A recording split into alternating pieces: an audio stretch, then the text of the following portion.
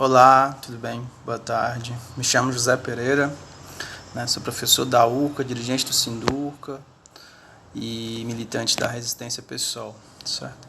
Eu venho aqui para falar do último decreto do presidente Bolsonaro de segunda-feira, né, que, entre outros, né, liberou as academias para funcionamento, certo?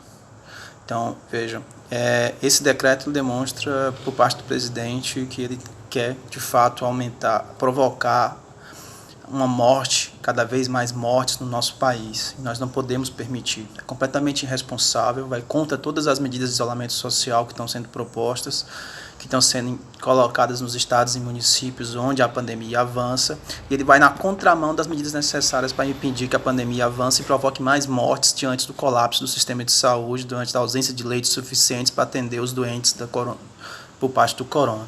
Certo? Então, isso é uma medida muito difícil. E como professor de educação física, eu venho aqui me posicionar contra essa medida e convocar todos os profissionais de educação física, professores de educação física, a repudiar essa medida por parte do Bolsonaro, certo?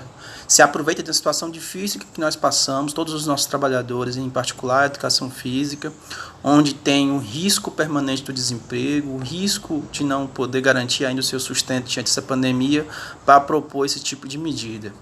E, na verdade, só vai agradar os donos das grandes academias, os donos das grandes redes, certo? Nesse sentido, venho aqui declarar o meu repúdio a qualquer tipo de medida de reabertura das academias e propor para que os professores da educação física se coloquem contra tudo isso, certo?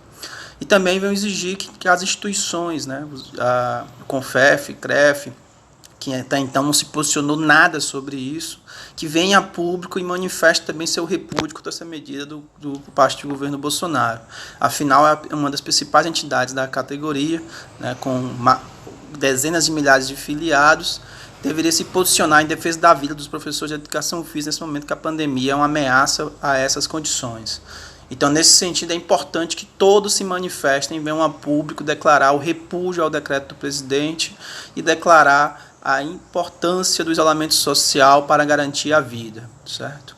Nesse sentido, é importante dizer isso. Fique em casa.